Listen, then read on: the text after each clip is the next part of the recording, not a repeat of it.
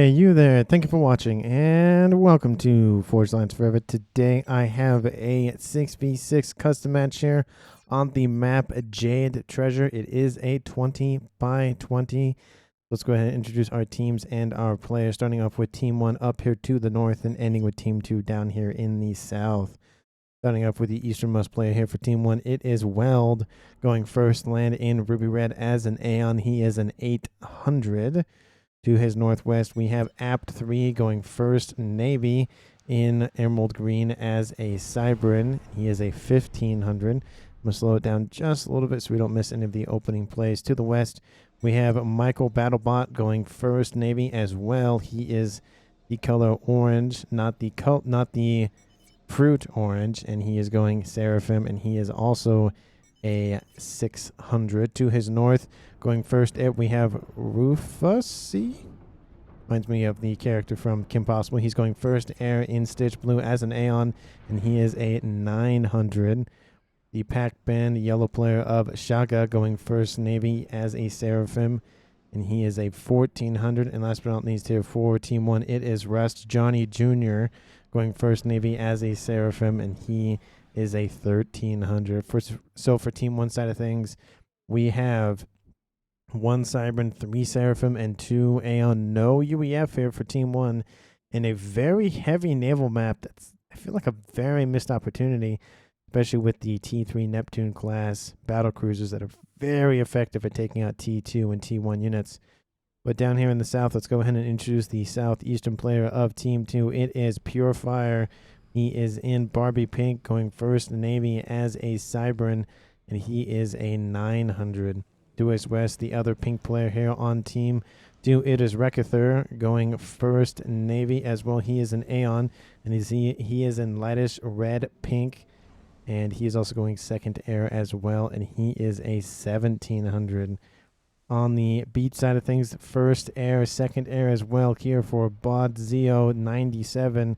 He is going as a UVF in light. Yeah, that is glow in the dark green. The colors in the ground is making it very difficult to determine that. And again, he is a 800. Tropical Ocean blue player of Darth Sand going first and second, Navy as a UEF, and he is a 1300 as well. To his west in Royal Purple, we have Immortal D going first, Navy. He is a Seraphim, and he is a 1300. And last but not least here, on Team 2 side of things, the only necessarily, I think, land-only player for Team 2, it is Chevy Crimson player of Hetty Wendy. Very interesting rhyming name there. He's going first land, second air as a UEF, and he is a 900. So for Team 2 side of things, we have, what is that? 1 Cybrin, 1 Seraphim, 3 UEF, and 1 Aeon. They have access to every faction and technology in this game, and it's going to be a very heavy naval map, as you can see currently. Let's take a look at the reclaim. We have 39,000, so probably about 40,000 before the game was started and everything was kicking off. That's a decent chunk of mass. There is a pyramid-style volcano here in the middle of the map. Kind of hard to tell just due to its shape, but it is a volcano nonetheless. And I went with this match because it's a very different kind of map. We have, a thin amount of land here on the west and east side of the map. And we also have this volcano in the shape of a pyramid. Not usually the typical style of a volcano, but still. And I also kind of like the Cybrin influences. You see kind of the data lines or kind of circuit board style of environment. So it'll be very interesting to see. And just due to the fact that so much of the mass on this map in terms of mass points are actually underwater, and a lot of the players start underwater, very kind of different starting for everyone. It forces everybody to go Navy immediately, or at least most people forces them to go Navy. It just kind of changes up the normal routine of either first land or first air for a lot of them, and it kind of just invokes a different style of play, which is what I love casting and talking about. And in terms of early plays, let's put that back to 0 so we can see what is going on. We have comms on a collision course on the western and eastern side.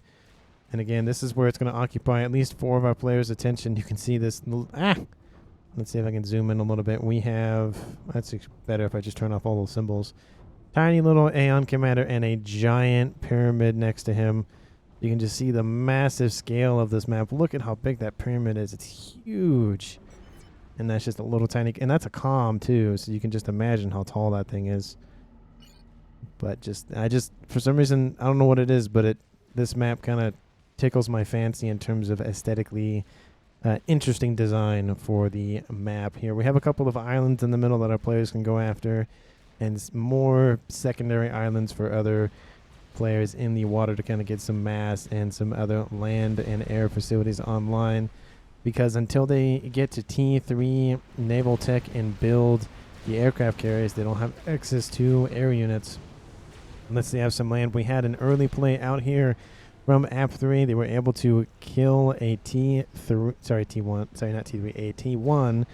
naval factory. They're trying to rectify that mistake.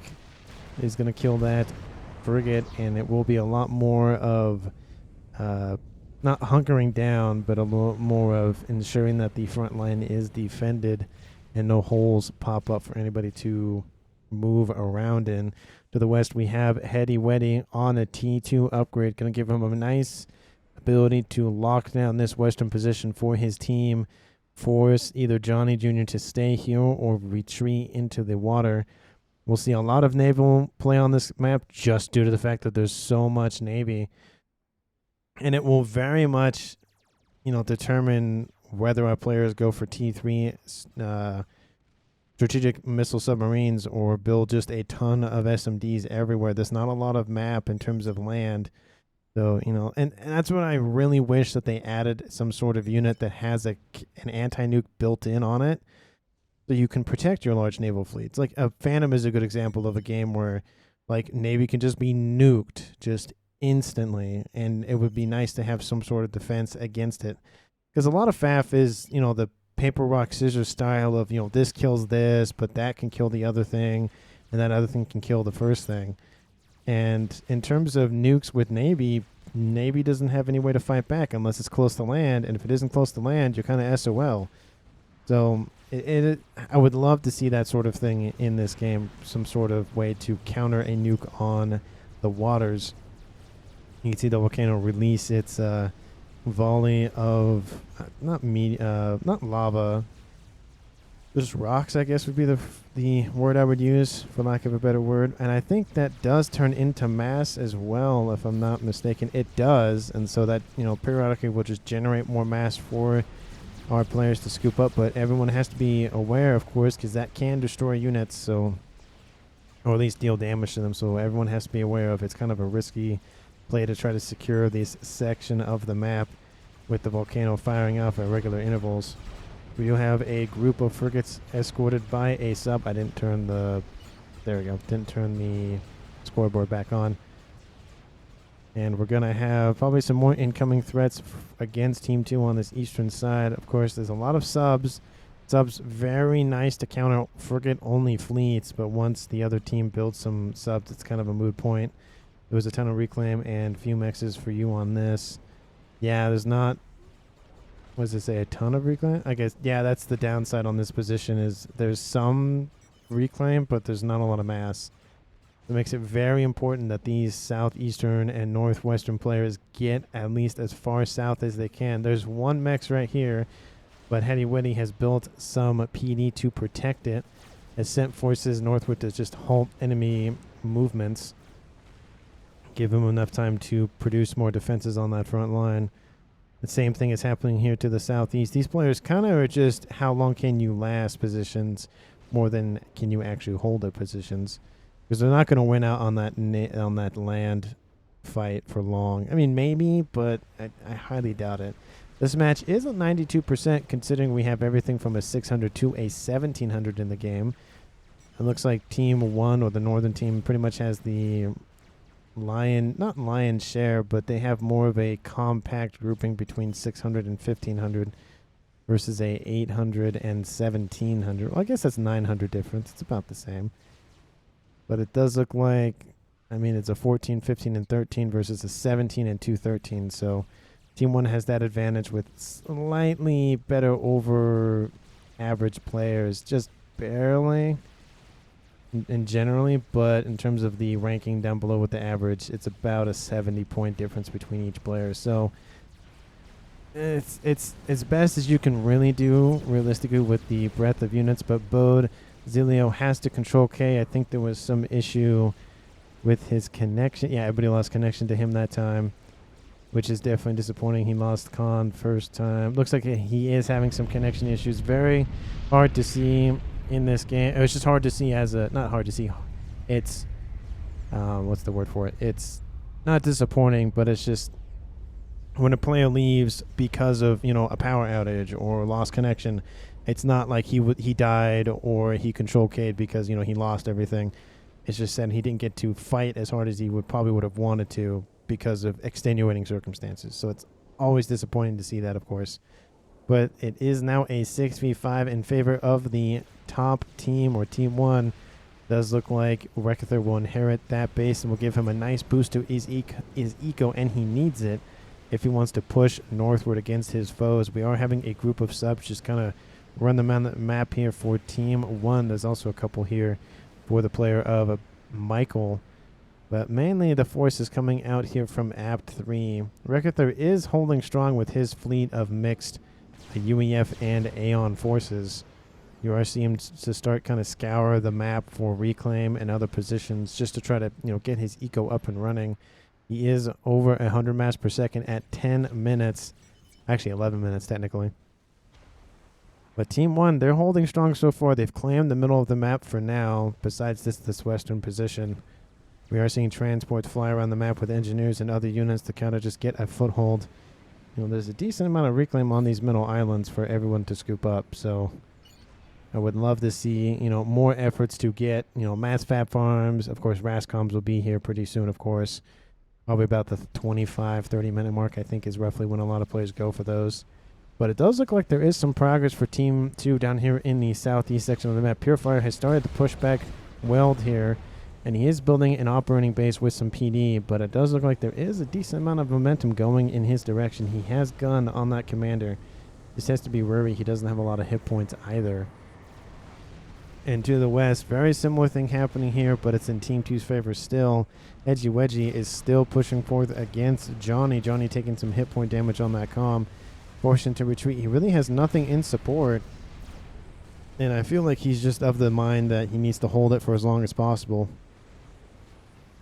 And that volcano does release another volley. There is that force out here from Rekather pushing northward. Units in from Team 1 will have to retreat to regroup and be able to stave off this incoming threat. There are T2 destroyers making their way. Actually, these are torp boats from the UEF faction. They have the same symbol as the destroyers for the Cyberns. That's why I always think they're destroyers, but they are not. Very annoying when units use the same symbol as other units. Very other types of units.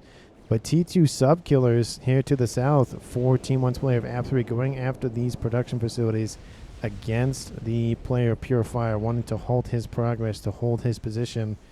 Because I feel like if Team 1 can come into the western side of this beach and force him back, it would give Team 1 a nice advantage on this eastern edge of the map, claiming essentially the entire edge for themselves. But they have to be wary of this incoming push combined from both Darth Sand and Rekather pushing northward. There's not a lot of defenses online here. There's a fleet back here, but it's not the size that needs to be able to hold this incoming threat off. The sub killers will be able to get the T2 facility, I think. They are building their own Barracudas as well, but it is going to... the first Barracuda will finish, but I don't know if another one will. Stealth has been canceled. That's a huge grab. Purifier will have to retreat. We'll lose all of that mass and energy in that upgrade. T2 on the way here for Rekather in the middle. That's actually a very interesting play because he could build T2 torp launchers to just hold off any incoming threats while he builds up his fleet once again. He's pushed it in pretty northward here, And again, that's a lot of mass that Team 1 can scoop up if they can kill this group. They have T2 cruisers, of course, and they are cybering, so more firepower against naval units. Not as precise, but at least, you know, throwing rounds down range is better than throwing no rounds down range. We aren't seeing a really huge effort by Team 1 to get a lot more destroyers or cruisers up online from all these other players. We do see a destroyer coming out from the player of Shaga. I always want to say Shaggy for some reason. We also see some T2 torp bombers to try to just deal with this incoming threat, and they're starting to whittle it down.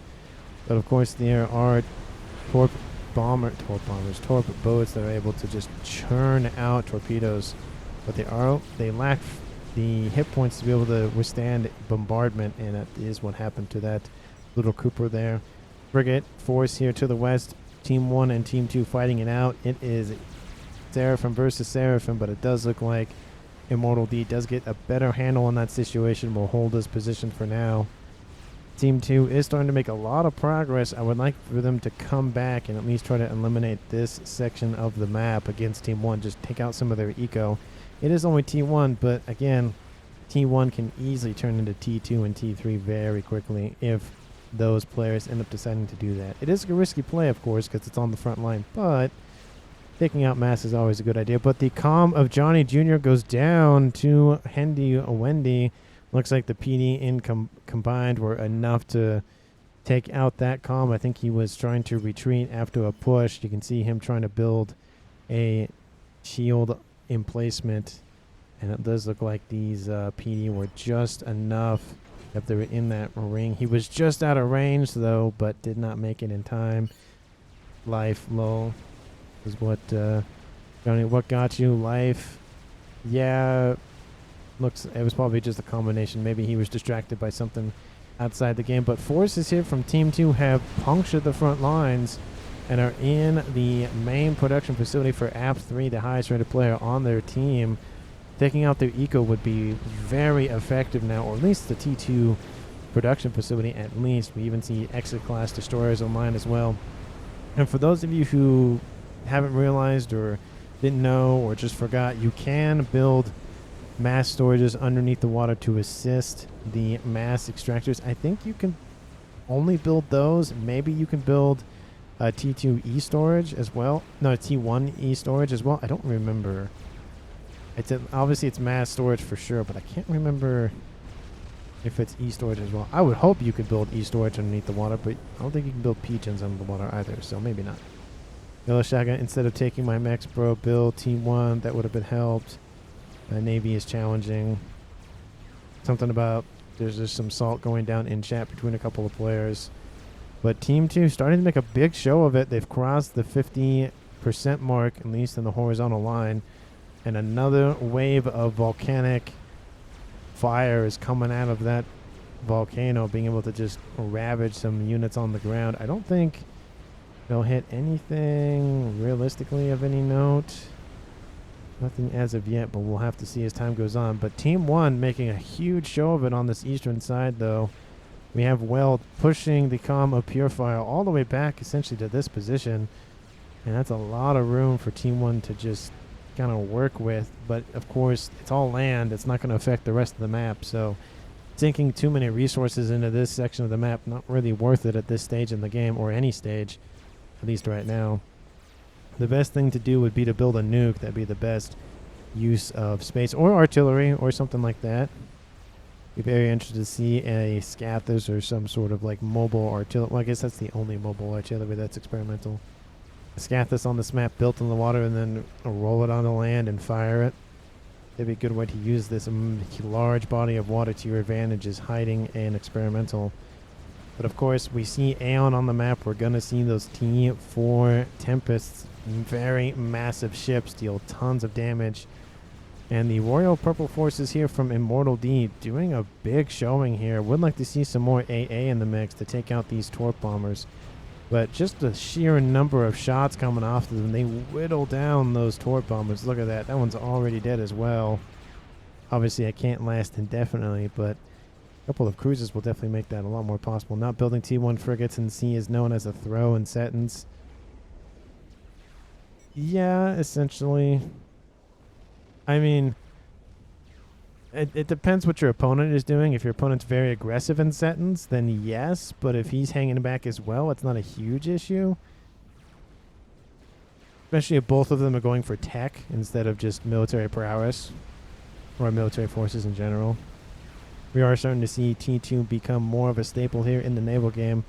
It is almost 20 minutes so far. We are at a 5v5. Team 2 looks like they have the advantage, but we've seen games where it can flip-flop very quickly. Let me know who do you think is going to win at the current moment of 19 minutes and 18 seconds. Of course, like the video if you like it so far, and sub to the channel if you haven't already done so. We see more destroyers. Again, would like to see some cruisers in this mix here for Immortal D. It would take out these torp bombers a lot quicker. Another volley coming out from that volcano in the middle. Column of Rekethur is actually pretty far forward considering, you know, his forces really, I mean, his column really doesn't need to be. But we see a large push out here from his naval fleet to try to deal some damage. He took out this position against App 3.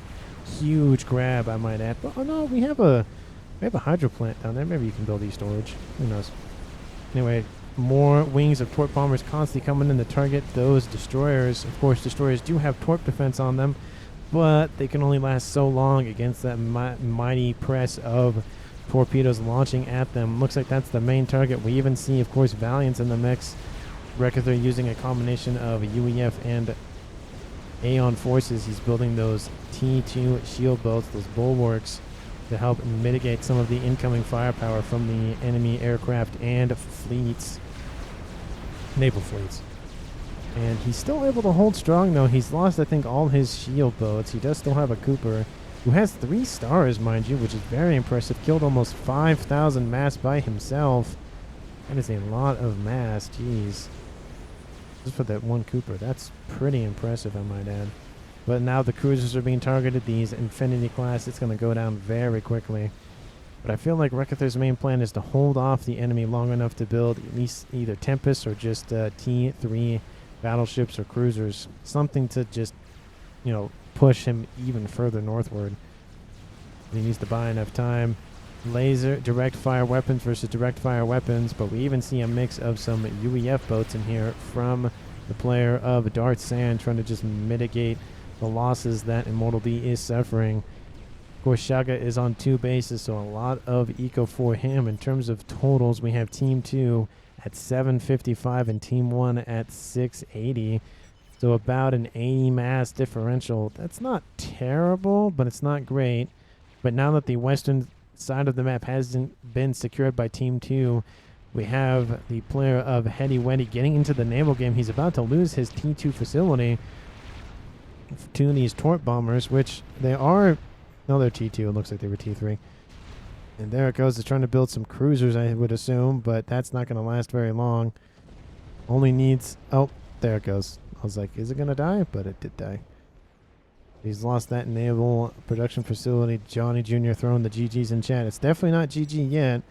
Team 1 is on the back foot, but they can always recover. Team 2's player of Purifier is holding strong, at least the best he can, against this onslaught from well to the north. He is starting to get some more ground back, but it's just a tug of war back and forth. There's nothing being gained or lost, essentially, for either team, so sinking more and more resources, definitely not the way to do it, at least on that side of the map. We have a lot of engineers roaming the down side of the map here for Rekethur. Probably he's going to build a nice air grid, and yep, that is what he's doing. He's going for both the air and the Navy, and I feel like he could transfer control of the Navy to somebody else to help mitigate one, like transfer one field of combat to another player just to help mitigate APM, but he is a 1700, so I'm not going to argue with that play for now. Maybe I will, like, at 50 minutes, but at 23 minutes, probably not right now. Reclaim and Cap. Wait, Cap? Cat? I don't know what that's supposed to... Cap. Yeah, Cap. T1 Mechs new. But yeah, we can see, you know, the nice ringing provides a decent amount of bonus to the mass extractors, of course. So when they added the ability to build mass underneath the water, I was like, great, that's awesome. And then they couldn't use the mass storage, and like, wait a second. Might need that. And then they added that, and I'm like, oh, that's awesome. But a horde of T1 Cell Isils, I think is how they're pronounced, are pushing against the forces here for Rekethur, and they will force them back. There's a lot of torpedoes coming off of those boats, but a combined effort from Team 1 and with a bunch of, I'm assuming they're Tort Bombers are on the way. Yep, they are Tort Bombers. They are on their way. And they're just going to launch and take out a bunch of destroyers. Oh, keep pushing the wrong buttons. There we go. Now all those destroyers are gone. There's a couple of Infinity classes in there, but that is it. Team 1 is starting to get a lot more ground back in this game. Team 2 has actually invaded this land facility here that was once owned by Team 1. It is going to start being surrounded, though, so I don't know how much more effort Rekethur should be putting into this. But the Oblivion turret is doing some nice work, though. Not under shield coverage, though, so doesn't really do much. But Rufusy has... Rufusy? Maybe it's Rufusy. Has built an experimental. It is a donut. That is very rare to see that be, I think, the first experimental of the game at 25 minutes. In terms of air dominance, I feel like it's kind of... Well, I mean, it's too early to tell just because there's like a limited amount of ASFs on the field. I mean, we have 15 out here from Team 2, and in terms of Team 1, we have just Tort Bombers. We don't have any Team 3 air ASF. Oh, yeah, okay. Well, we have 7. So, it's not really great. Though that donut is an interesting play. He's not using it offensively, though, but there is a nice target of a T3 Neptune-class battlecruiser en route, and that is definitely going to be the target here. Very early donut. Early bird gets the worm, or in this case, the early donut gets the Neptune trident. No idea what that's about. There's just some taunting going on in chat here for Johnny Jr. I mean, it does suck to be the first one out on your team, especially that early. But, you know, he's doing his best. Laser is online. Very early donut here for his team. And there is some AA coming off of these ships, but it's not a lot. You know, they still have to chew through that shield. And there goes the T3 battlecruiser. Nice grab here by the player of Rufusy. Great grab. And then now the ASFs are targeting the donut. It's lost its shielding. ASFs from him are going to come in and try to protect it the best they can. The donut needs to retreat to regen its shields, but it did do a decent amount of work on this fleet, especially taking out that Neptune class. Definitely a huge grab here by Team 1. And to the west, the guy you're facing hasn't played in months, and he's already Okay, you don't need to, like, throw insults. No, not insults, but just, that's salt. I get it, Johnny, you were killed. I get it. It sucks, but, you know, we need constructive criticism, not just bashing. So, I know it's hard. I mean, I fall into that trap, too, of just bashing sometimes, just because you're just upset, you're in the moment. But it's, you know, a lot better to just be like, hey, this could be done better. Hey, you should be focusing on this. The enemy's doing this. We should counter that. That sort of thing. And this island is now being reclaimed, or at least destroyed by Team 1. They don't want any other T2 presence. Team 2, not T2 presence here on this field. They should, okay, I was going to say, you should be taking out the miasma, the thing that can actually shoot you. The Oblivion turret can't really shoot you because it's on a hill. And it can't hit or a plateau. It's not, it doesn't have the firing angle. Of course, we have the missile barrages here from the Western player of Immortal D from the Seraphim faction. Very similar to the Governor class, of course, from the UEF.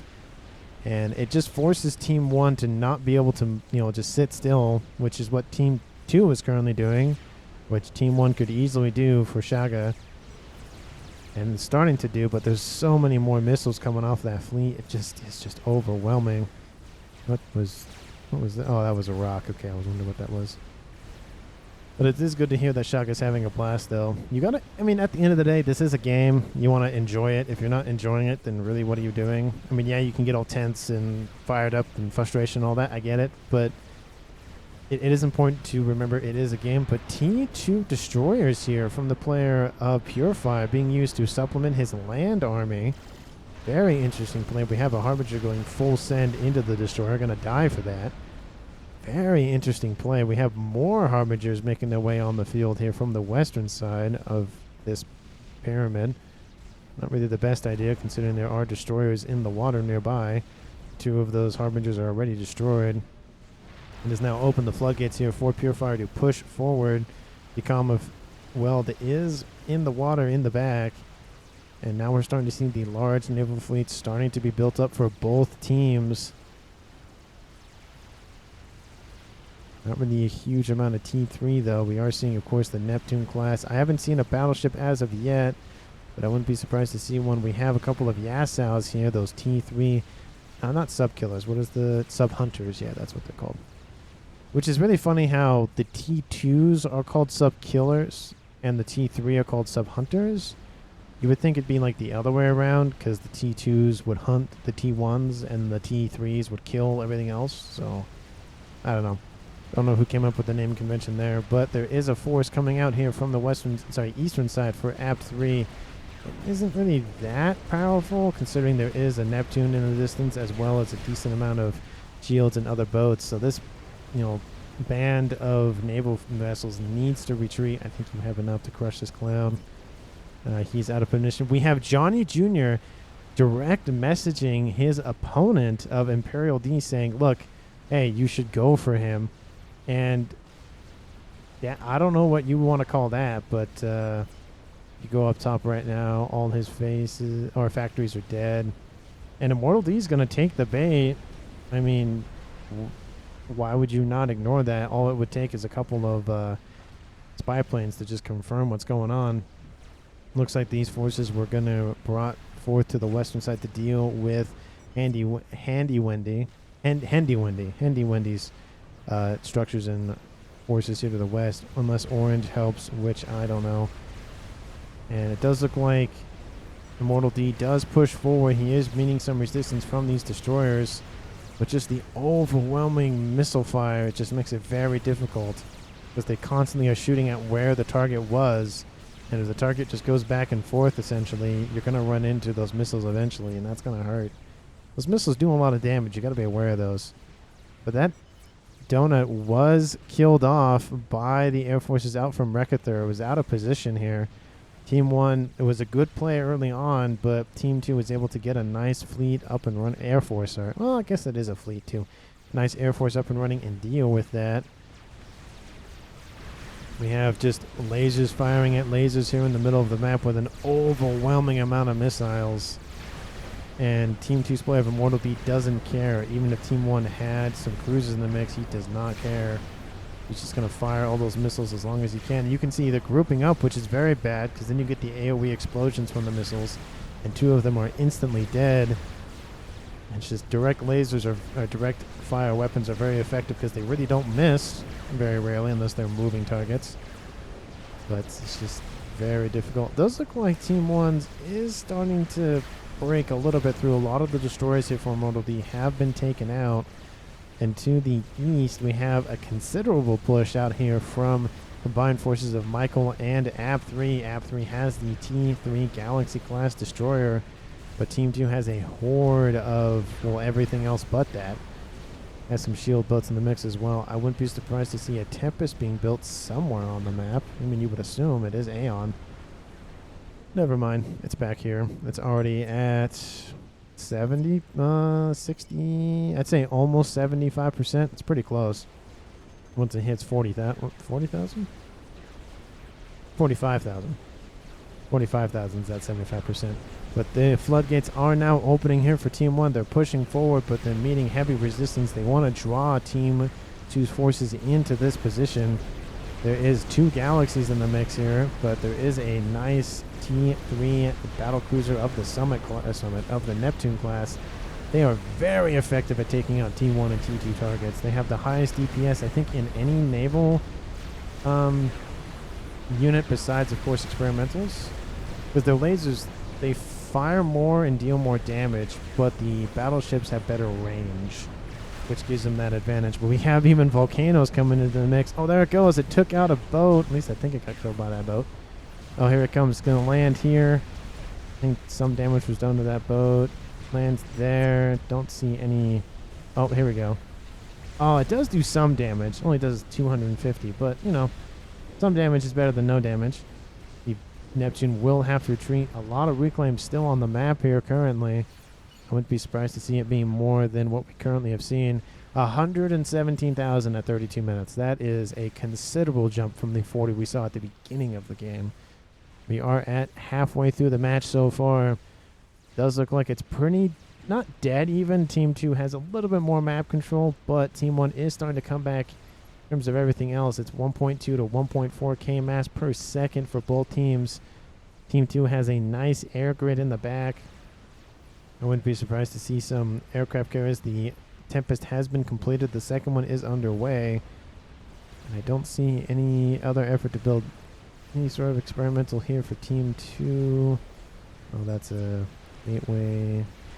No, I don't see anything else.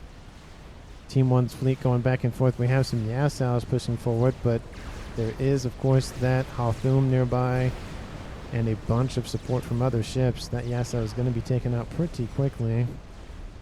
We do see a mix here coming out from Annie Wendy to the west. Looks like he built a backline naval facility. T3 already online and going for strategic missile subs. Very interesting play. Has his own summit class to help assist. Immortal D's been holding very strong with just these cruisers and destroyers. Would love to see a Halthum of his own, and they just annihilate that Halthum. Oh, it's gotta hurt. Ooh, just the power of those missiles. Team 1 has their own Tempest. Team 2 is en route. Team 1 is starting to push a considerable amount southward with the assistance of this Tempest. It will be a huge grab. Facilities trying to pump out as many units as they can. The battle cruiser is severely damaged. About to die to this combined artillery barrage from these galaxies. And I feel like the galaxies, I mean, some of them are shooting them, but some of them are more focused on the ads and taking out cruisers in the back line. Very interesting play. Rickathur has built the second Tempest, sinks to T2. Oh, he's talking about the battleship. Yeah, it was that was rough watching that happen. We have bombardment here from the east from the player Purifier trying to just take out Eco 4. Against his team, not teammate, his enemy here on the other team.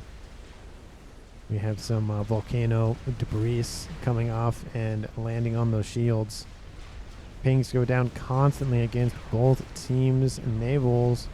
But here comes that barrage from the Tempest. Is going to essentially two-shot the rest of this Galaxy class's hit points. Fires once again. There goes the barrage.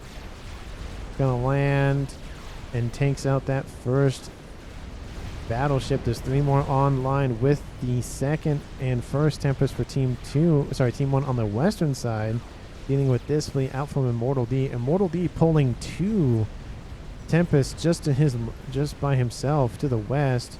Of course, we are seeing the missiles from the Ace and the Summits, of course, on the other side of this island. But this is the main push here, and I feel like those Tempests would be a lot better used here, essentially cutting straight through Team 2's main front line. The Tempest is going to try to hold as long as he can, but the overwhelming forces here for Team 1 are just kind of bearing down their neck. And it's not looking good for this Tempest. Once everything else dies, all these units will focus fire on the Tempest. It's not going to go well. The Summits are trying to last as long as they can. The battle cruiser has been knocked out. There's 2 decently healthy Galaxy classes and 1 perfectly pristine one. The Tempest will have to retreat. The second one needs to get here as soon as it can. It is almost there. And 2 of them will make a huge difference, of course. And these Tempests to the west could have been very much more useful in pushing against Rickathur to the east. You should be annoyed at the fact you've been stalling the whole game. There's Johnny Jr. He will not stop chatting, which I don't blame him. He's just trying to, play the game and trying to just, vent his frustration. I get it, but at some point you gotta help instead of hinder. But Tempest will almost be destroyed. The second one is coming online to help assist. The last barrage from the main artillery cannon takes out 2 more destroyers. There's 1 Galaxy still left online. There's a second one coming in to assist, but now Team 2 is fighting back with a vengeance. Those Tempests would have been a huge asset, and now we even have missile ships. The T2 Torp bomber battalions, wings starting to just puncture anything and everything they can. There's a lot of AA back here for Team 2. Recruiter has made it a point to go at least almost the entire length of the map with AA. You've earned your ranking by getting carried, says Johnny. I don't know if I'd say that. But we are seeing some bleeding here against Team 1's player of Shaga. Facilities coming offline. We have Mechs is under threat, of course. ASF's trying to do what they can to assist. But Team 1's really struggling on this western side. I see why these were brought here to the west, but they could have been severely more useful to the east. You know, that one Tempest did go down, but the other one would go down instantly if they had a 2v1 scenario here.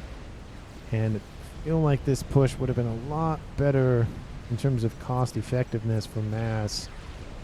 You know, Tempest one-shotting destroyers, but you know, they fire very slowly, and they have some torps on their chassis, of course, but, you know, there goes another Tempest. That the Tempest shot. That goes down.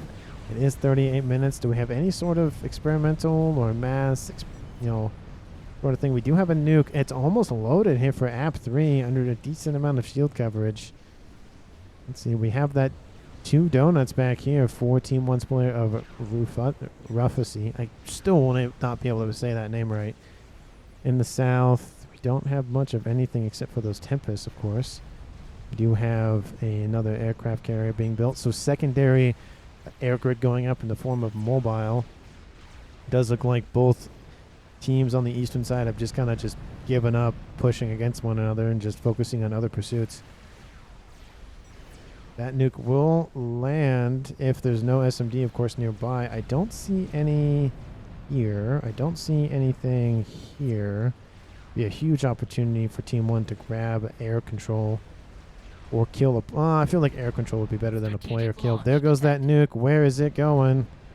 And it's going for this position after the Tempest. I don't know about that. Killing one Tempest at this stage in the game isn't really going to amount to a whole lot. Recruiter's at 830 mass a second, dwarfing everyone else by almost double the amount of mass per second. Of course, he has 2 bases, but still is a lot of RASCOMs, which has just accelerated his eco quite considerably. There goes the nuke. Of course, it will land against the Navy. It will still miss the Tempest. Oh, that has got to hurt. Oh, I think somebody said I knew it was coming for me. So I hope that nuke is coming for me, says Immortal. Which it was not. It was going for Recruiter's main line. That does embolden the forces out from Team 1's player of AP3 and Weld to push forward. Over 2 Tempests, a missile ship, and not really a whole lot of other defenses. Maybe it might be enough, but there are some bulwarks here to protect as well. Of course, the Tempest to the west could come back, which it should be coming back, but now the 2 Tempests here for Team 1's player of Ruffacy is pushing forward on the eastern side now.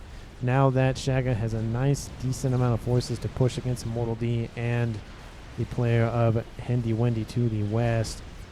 Massive torp bomber efforts to take out battleships. The first one is gone. Free up a nice amount of range and hit point damages for the Tempests.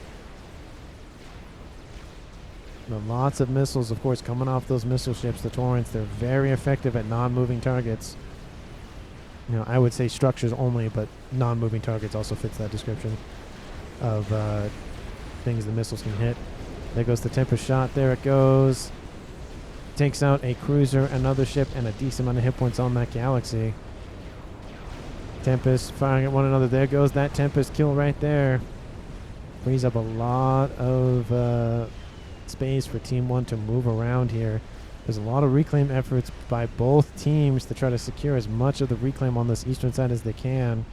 We see a T4 Atlantis here. It's very weirdly colored, probably just due to the water effects, but haven't seen one of those in a long time. Love to see those. One of my favorite units from the UEF. Essentially, it's just a long sub with a bunch of torps and its own aircraft hangars and production facilities.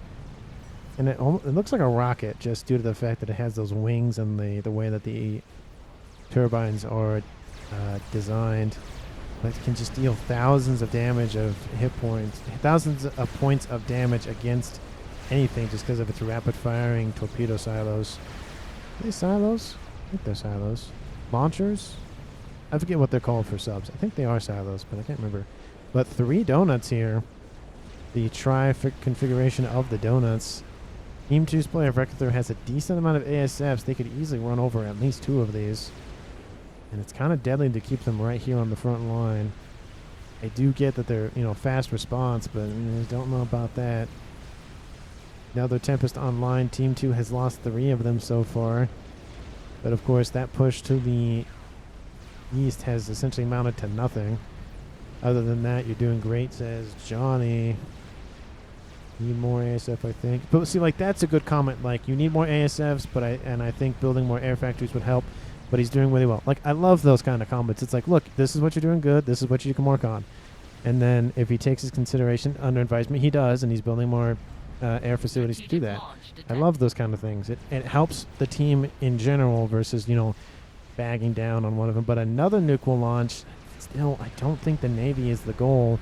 Team 2 now knows about the nuke, and they're protecting it with SMD. They could have even gone after air grid a second time, but didn't choose to. Definitely a missed opportunity from the 1500 for Team 1. And here comes that nuke. It is inbound.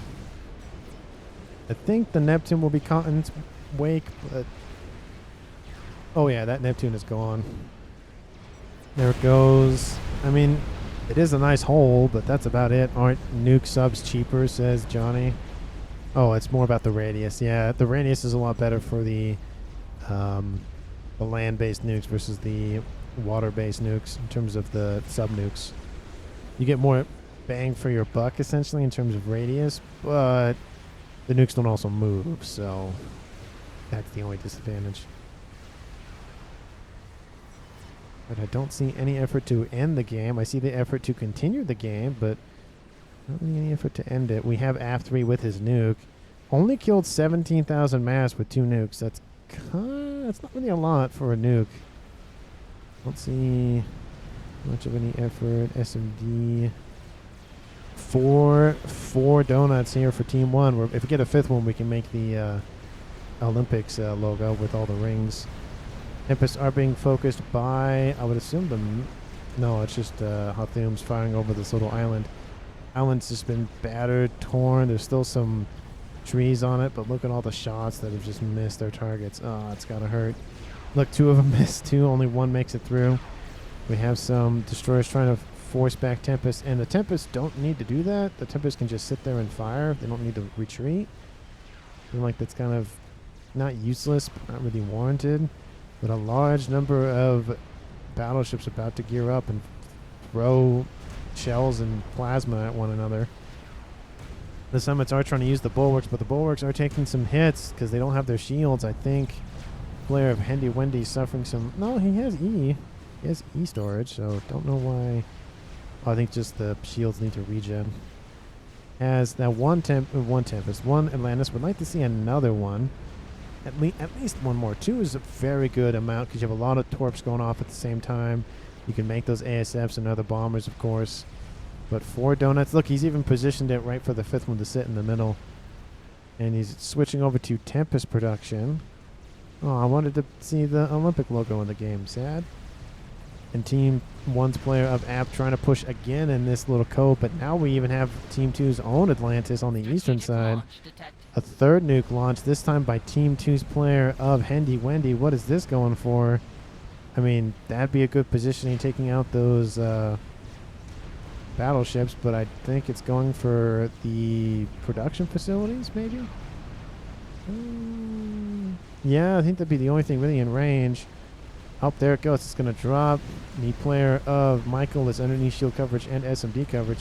Takes out 3 of the 4 facilities. That's a great grab, taking out the build power as well. This SMD was not loaded. Could have gotten a kill, but that would just give everything over to AP3, so not the best idea. Team 2 is at 2.3 thousand mass per second. Team 1 is at 1.8. We still have 10 of the original 12 players still in the match. Your anti-nuke not loaded or don't reach, says Johnny. It's not loaded. And that would have reached, I think. No, it would not have reached. Look at that. And question, Johnny's like, what? But to the west, that Atlantis is pushing against these Hathums and Tempest. And this Hathum was caught unaware. And there it goes. all of its hit points slowly falling till 0. That one's going to die pretty quickly. To the east, that push has amounted to a decent amount here for Team 1. They're starting to push back Rekather in the eastern side of the map.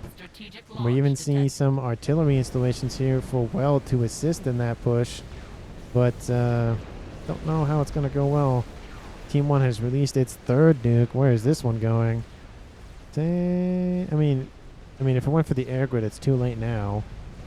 Don't see what it's going for, honestly. There are a bunch of Rascoms on a goal for reclaim. Oh, don't tell me you're trying to snipe the Rascoms. That'd be really funny. Nope, did not go for that. It's going to take this position out, take out the SMD, which, I mean, isn't a bad idea, and kill some planes in the explosion as well. We have T3 gunships from Rekather just annihilating these battleships. That's why you always need cruisers. You always need them. You cannot build enough of them. Can't build enough of anything, really, but just the awesome power of just these alone. There goes the third one. It's gone. Gonna go after the last one at some, breathing room for Team 2. They have 2 Atlantis now. It's a lot of hit points and a lot of torps. Team 1 still struggling to plug this western side. They have that Atlantis. It's constantly dealing damage to their eco. Saga just really suffering right here on this western side. Only actual reasonable nuke, says Johnny. Which, so far, I mean, this position taking out the facilities was a good play, but I might have to. It's the best nuke so far. It's taken out an SMD, so I'll give him that. But I don't know if it's the best for Team 1, but for Team 2, they've only launched 1. So 0 out of 1 isn't really a good percentage versus 1 out of 3. So, but on this team, but the 900 had the best nuke in the game. Yep. This is Johnny.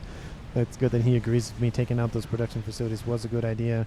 Darstan produces another one. Oh, I was wondering what that Tempest was doing. There's a little spy plane hanging out. Com of Rufusy. I mean, a Paragon would be very interesting. We already have a satellite online here for Team 2. I think that's from Rekather, I think. But I heard Rascom's dying. I don't want to miss anything. But the depth charges from the Czars are starting to become in effect here. And the lasers are just going to activate. Not even worry about that. There it goes. Just annihilating anything and everything underneath that water. Doesn't matter. It's just going to laser the entire map out of existence. Boil the oceans, that sort of thing. I don't know what. I think it's just activated this laser and just going for it. Taking out these Tempests being produced would be a great grab. But just look at those boats just being annihilated by that laser. It does not stand a chance. AA trying to do its best. We haven't seen a donut fall yet. I'll go south a little bit. Take out this production facility. Oh, a Tempest just came online. Dang, Wreck. What's the 300 ASF? It's been fighting the whole world here. I mean, it's true. Wreck has been doing a decent amount of job just holding off that Otham just suffering. No, that's a missile ship. Yeah, that's a missile ship. The Donuts called off their lasers, going to reactivate him. The comm of Michael has been killed by Rekather. He was in that main section that we noticed, but here come the ASF fight. The first Donut's going to go down. The second donut is going to fall. The third donut's going to fall. The fourth one, they won't be able to make it to land. That's what they wanted. So close. But they just did a decent amount of damage to a couple of experimentals. And they could have just taken out everything here. But then time to call it a game, I think. GG, says Shaga. It's now a 5v4 in favor of Team 2. Saga has suffered a decent amount on this western side, but has 4 Tempests to back him up. Another nuke will launch for Apt 3. This position could have been taken out, but I don't know why Team 1's player of Rufusy went for this position. Taking out the air grid's a good idea, but wasn't worth. Shaga does control K. It's now a 5v3 in Team 2's favor. Oh, Johnny's saying they won the match 24 minutes in, which I don't agree with, of course. Should have when you still had time. Core Team 1 Mechs.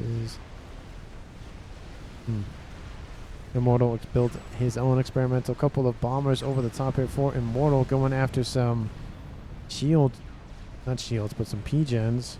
Only kills a mass fab. But Team 2 just pushing back against Team 1's naval fleet here to the east. We have another donut being built here by Weld.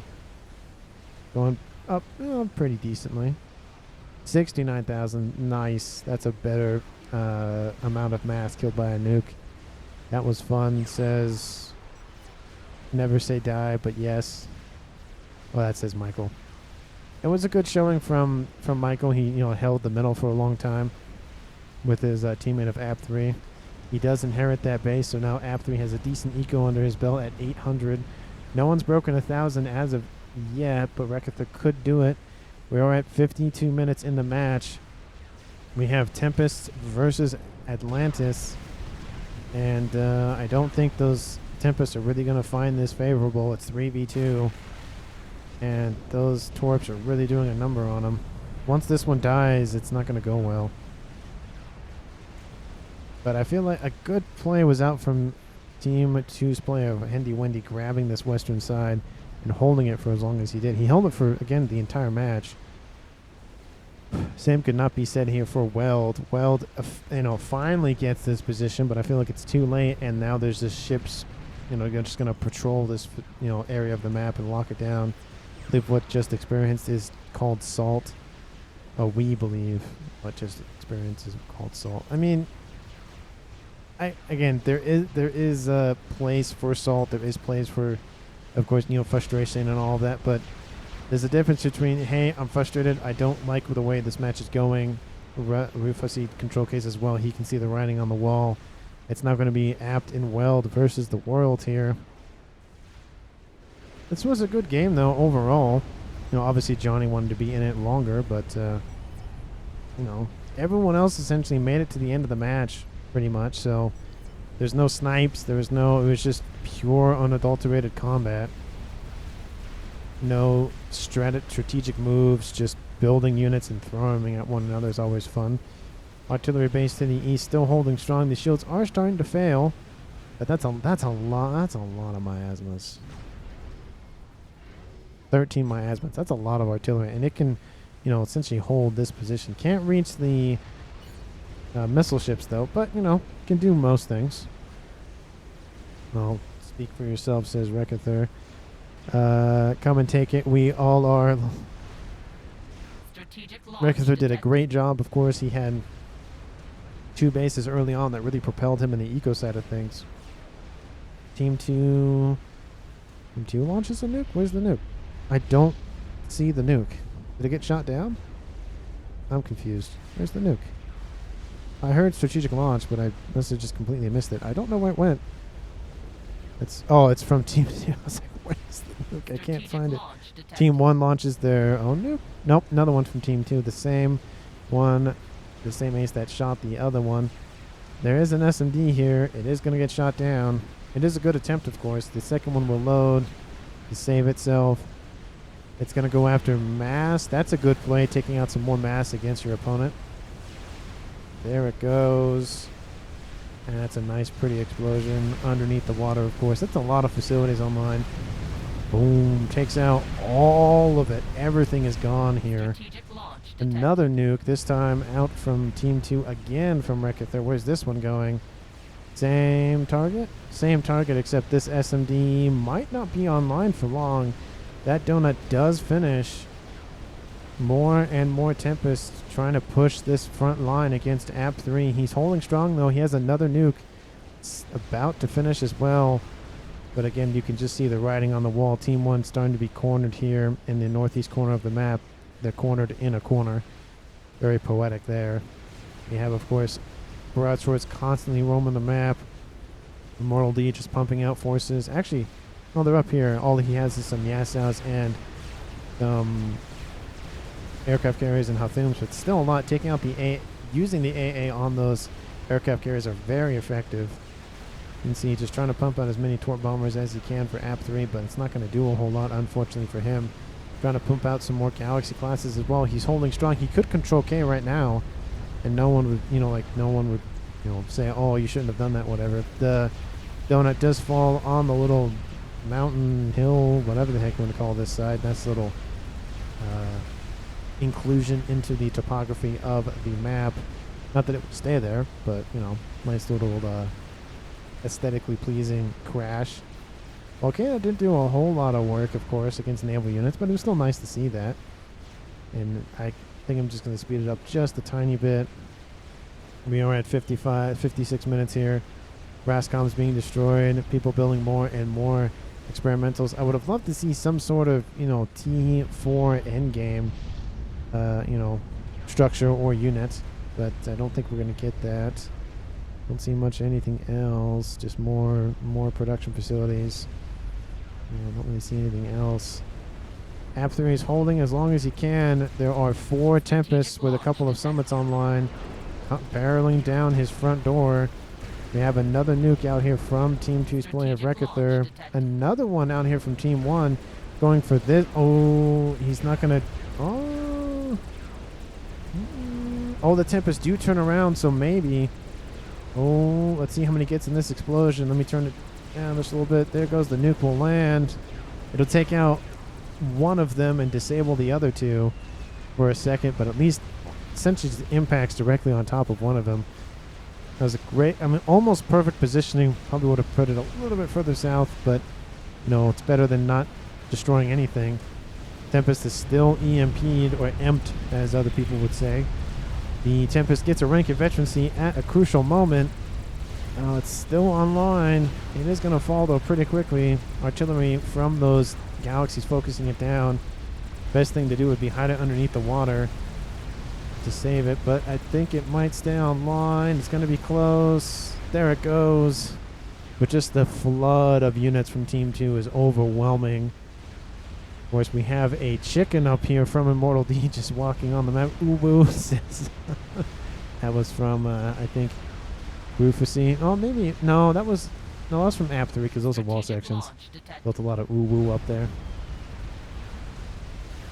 And another nuke launched here from Team 2's player of Extractor. And he has pumped out a lot of nukes with this. 182,000 mass killed from this nuke launcher versus the 107,000. Hey, it did get to 5 stars, so, that's better than not. AP3 is being surrounded. He has a decent amount of reinforcements from his teammate of Weld from these Authors, but it's just sheer overwhelming, unadulterated firepower. We have 4 Atlantis, 2 Tempests still online. More Atlantis coming in. Summits, Hathums. All we need is some Cybern forces for Team 2, and we have every other faction. Let me just forget that for AP3, I guess. But there it goes. The bombardment onto the land has occurred. Gonna start suffering here. Lasers over the top as well. AP3, actually not AP3. Weld gives the order to Control K. And it's just AP3 versus the world here. Waiting for the game to give. Oh wait, no, maybe. Oh, that was just a nuke. Oh, that nuke barely missed, I guess. Huh, weird. I thought that was a common world. Maybe not. Gunship's gonna do their work. Another nuke launching here from that strat sub, and there goes the nuke. Is it gonna hit the comm? It singes him a little bit, but doesn't kill him. There is a Czar on its way. He really wants to build that torp launcher. I don't think he's going to get it, though. There go the hit points. Oh, and there goes the comm of AP3. The last sole survivor for Team 1 is Weld. His head just barely sticking out of the water. Immortal D does claim the kill for that. And here comes the laser. It is en route. You can see the donut overhead. Trying to back up a little bit. The depth charges are released. More like torps, but oh, it's gonna crash land on the. Oh, that was dirty. Oh, that was dirty. Control K's the donut and yes, exactly. He was pancaked by the donut. The donut changed from a donut to a pancake in that instance, using the comm of Weld as some filling. But that is the game here for today. Team 2 wins it almost flawlessly. But, a win is still a win, of course. Does look like Rickathir was able to break 1,000 maps per second in this map. It was very naval focused. There was some land to the west and the east, a couple of air fights, but it was essentially just naval prowess versus naval prowess. And again, thank you so much for watching. I greatly appreciate all the eyeball time and attention. Thank you for the likes, the comments. Please do so if you haven't already. And of course, if you've subbed, I greatly appreciate you. And if you haven't subbed, I would also greatly appreciate if you do hit that sub button down below. And in terms of underrated player of the game, I don't know. I feel like Handy Wendy did a very good job.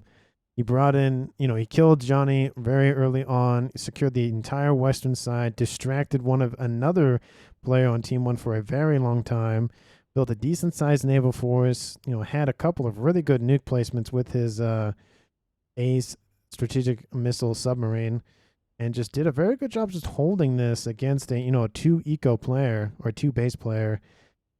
But again, thank you so much for watching. Yeah, I think that is going to go to Handy Wendy for this game. Like the video again. And of course, thank you so much for watching. And I will see all of you in the next one.